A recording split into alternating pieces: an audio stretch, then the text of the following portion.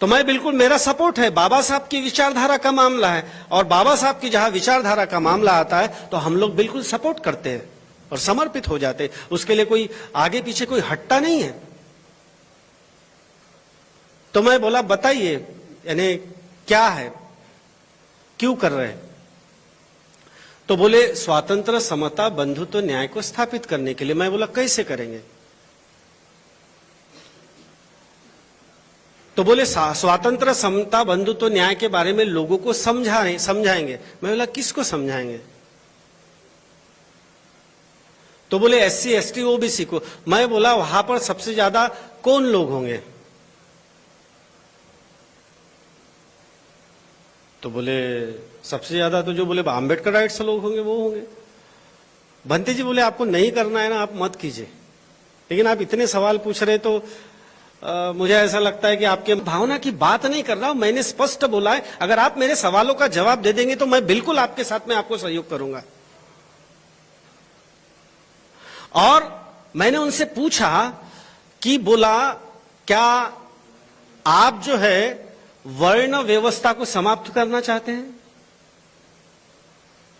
अर्थात आप समता लाना चाहते, तो ये समता आएगी कैसे? आप स्वतंत्रता लाना चाहते, ये स्वतंत्रता आएगी कैसे? और आप बंधुभाव निर्माण करना चाहते हो, तो ये बंधुभाव आएगा कैसे?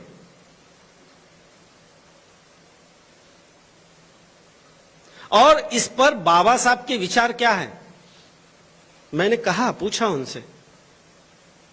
भंते जी बोले मैं भी घर त्याग करके काम कर रहा हूं। मैं बोला साधुवाद है आपको, आपके त्याग को प्रणाम है, नमन है, लेकिन बताइए आप संस्कृति कैसे निर्माण करेंगे?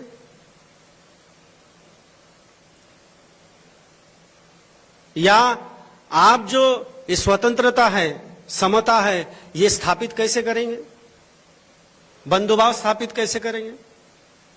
तो बोले लोगों को ट्रेनिंग देकर। मैं बोला ट्रेनिंग देने के बाद में ये सही में जो आप ट्रेनिंग देते वैसा ही लोग आचरण करने लगते क्या? मैं बोला ओबीसी लोगों के अंदर में सबसे ज्यादा काम कौन कर रहा है, कौन सा संगठन कर रहा है? तो बोले वामसिप कर रहा है। मैं बोला साधुवाद है। बोला कितने ओबीसी लोगों ने जो आप विचारधारा बोलते हो वो कन्वर्ट हुए हैं? वो भी छोड़ दो, कितना भाईचारा स्थापित हो गया है, उस बात को भी छोड़ दो, कितनी समता आई है, उस बात को भी छोड़ दो। ये ओबीसी लोग जो है, जब किसी दलित व्यक्ति पर, हमारे पर नहीं, हम बुद्धिस्ट लोग हैं, जो दलित व्यक्ति पर अन्याय अत्याचार होता है तो ये रास्ते पर उतरते क्या? ये आते क्या? बंते जी बोले आप SC, ST, OBC को जोड़ने की बात हम कर रहे हो और आप दूसरा ही मुद्दा बता रहे। बोले मैं बोला वो नहीं कह रहा हूं, मेरे कहने का मतलब है आपके कार्यक्रम से जो स्वतंत्र, समता, बंधुत्व, न्याय की विचारधारा आप प्रचारित कर रहे हैं, आप विचारों को फैला रहे ना, लेकिन आचरण को कहां फैला रहे? बुद्ध की विचारधारा में और अन्य बुद्ध की संस्कृति के विचारधारा में और अन्य धर्मों की संस्कृति के विचारधारा में यही जमीन आसमान का फर्क है कि बुद्ध की विचारधारा जो भी कोई विचारधारा सुनता है तो आचरण करने लग जाता है, समझता है, जानने की कोशिश करता है, और जब वो जानता है, समझता है और उसको आचरण करने की जब कोशिश करता है तो उसको फायदा होने लगता है और बिल्कुल उसको लाभ होने लगता है। मैं बोला ये भी बात छोड़ दीजिए, लाभ और ये मैं सीधी सिंपल सी बात कर रहा हूं कि मैं बोला बाबा साहब का एक आधी विचार बता दीजिए कि समता कैसे स्थापित होगी। तो बोले वर्ण व्यवस्था नष्ट करके। मैं बोला ये वर्ण व्यवस्था नष्ट करके, ये वाक्य तो मैंने ही पहले बोल दिया है कि वर्ण व्यवस्था नष्ट करने के लिए आप क्या कर रहे हैं या आपकी विचारधारा काम कर रही है, तो बाबा साहब का एक आधी विचार क्या होगा, इसके बारे में मैंने पहले ही बोल दिया। तो आप कृपया बताएं कि बाबा साहब का विचार क्या है इस पर। तो बाबा साहब का विचार जब मैंने पूछा, 6 साल से घर छोड़कर कोई हैदराबाद का व्यक्ति यहां आकर काम कर रहा है, शेड्यूल कास्ट का था, यहां आकर काम कर रहा है, अच्छी बात है, नमन करने लायक की बात है। मैंने बोला आपको नमन हो, मेरा प्रणाम हो, लेकिन बोला आप विचारधारा में स्पष्ट नहीं है। और जो विचारधारा में स्पष्ट नहीं होता वो संस्कृति निर्माण कैसे करेगा, वो स्वातंत्र, समता, बंधुत्व, न्याय ये स्थापित कैसे करेगा? क्योंकि जिसकी विचारधारा स्पष्ट है, जिसका टारगेट स्पष्ट है, वो बिल्कुल स्थापित होगा ही होगा। और कोई भी संस्कृति को स्थापित करने के लिए 3 चीजों की आवश्यकता होती है। पहली तो जो उनकी विचारधारा है वो, दूसरा है विचारधारा को पालन करने वाले लोग वो, और तीसरा है उस विचारधारा से जो फायदा मिलता है, जो लाभ पहुंचाता है, ये। ऐसी 3 बातें बहुत महत्वपूर्ण होती है विकसित करने के लिए।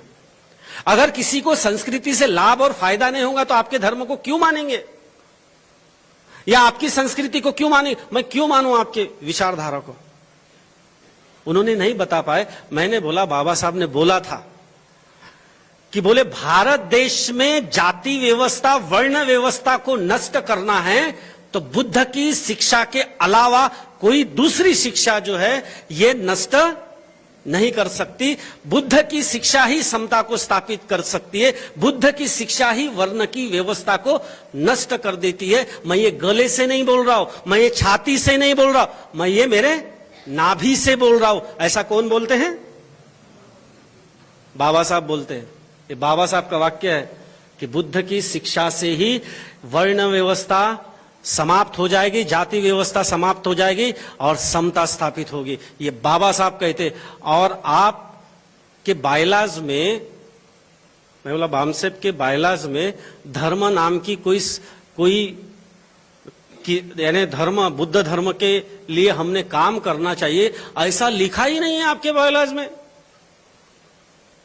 जब बुद्ध धम्म की संस्कृति के लिए काम नहीं करेंगे तो बाबा साहब एक तरफ ये कह रहे हैं कि वर्ण व्यवस्था यदि नष्ट करना है, भारत देश में समता लाना है, समानता स्थापित करना है, जाति व्यवस्था नष्ट करना है, उसके लिए बुद्ध की शिक्षा से ही ये सब संभव हो सकता है, या बुद्ध की शिक्षा ही के माध्यम से ही, बुद्ध धम्म के आचरण से ही, बुद्ध धम्म के पालन से ये नष्ट होगा। ऐसा बाबा साहब गले से नहीं, छाती से नहीं, नाभि से बोल रहे, ऐसा बाबा साहब का कहना है। और इस बात पर आप कर क्या रहे हो? क्योंकि आपके तो बायलाज में है ही नहीं।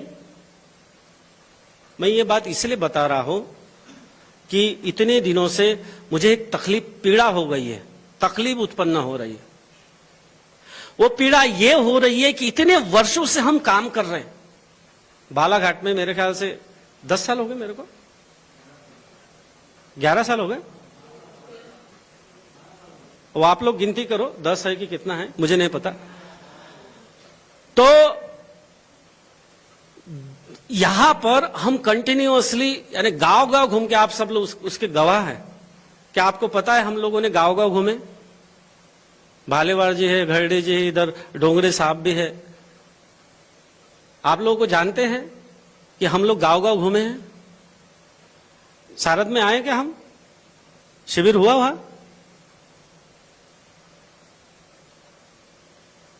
और पिछले बार लॉकडाउन के समय में हमने 80 गांव में भी अनाज बांटा आप लोगों के सहयोग से।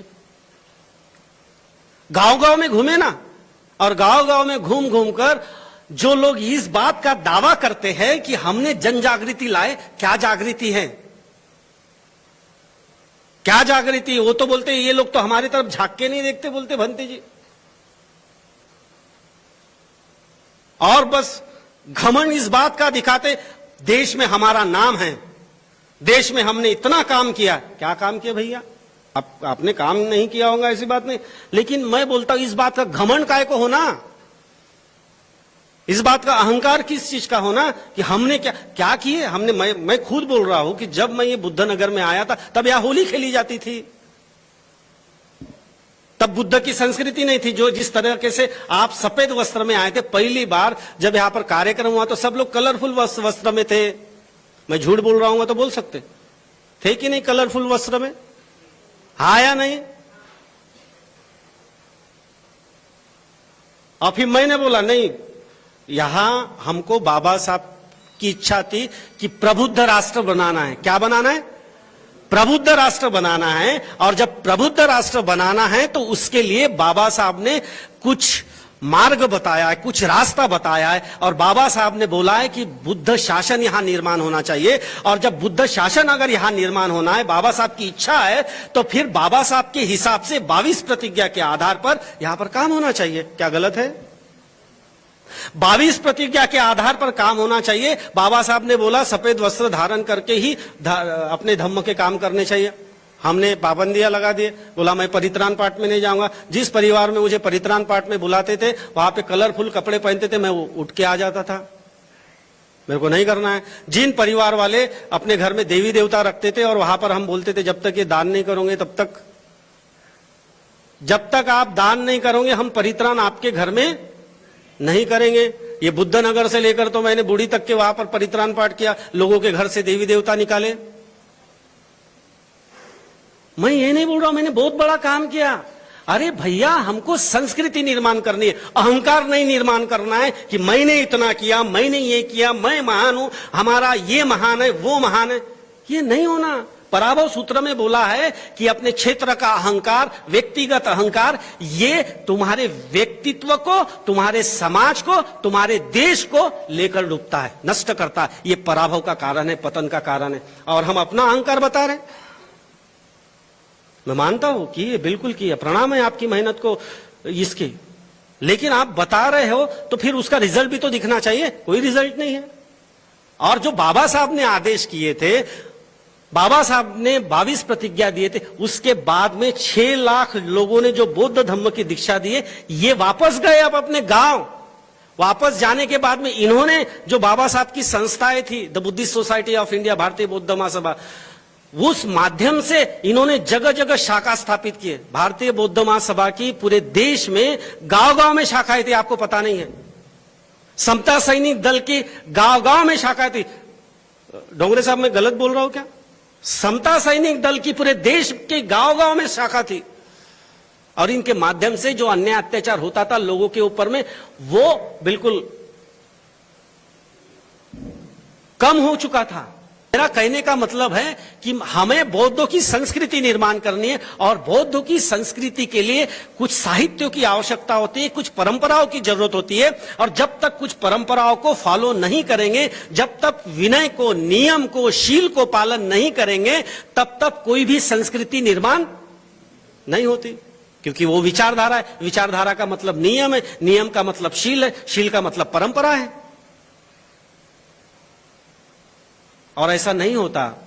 उसी महाशय से मैंने पूछा था कि भाई, बोला आपको पता है कि बाबा साहब ने बुद्ध वंदना की किताब लिखे? बोले नहीं लिखे। मैं बोला नहीं लिखे बाबा साहब ने बुद्ध वंदना किताब? बोले नहीं लिखे। कहाँ लिखे? मैं बोला वॉल्यूम नंबर 16, महाराष्ट्र गवर्नमेंट ने अंग्रेजी वॉल्यूम नंबर 16 प्रकाशित किया है, doctor Baba Saheb Ambedkar writing and speeches. इसमें आप देख लीजिए, पाली भाषा का वो ग्रंथ है, उसमें बाबा साहब ने बुद्ध की वंदना लिखी है, रतन सूत्र लिखा है। रतन सूत्र का पाठ करो, वहां पे ओम मणि पद्मे हो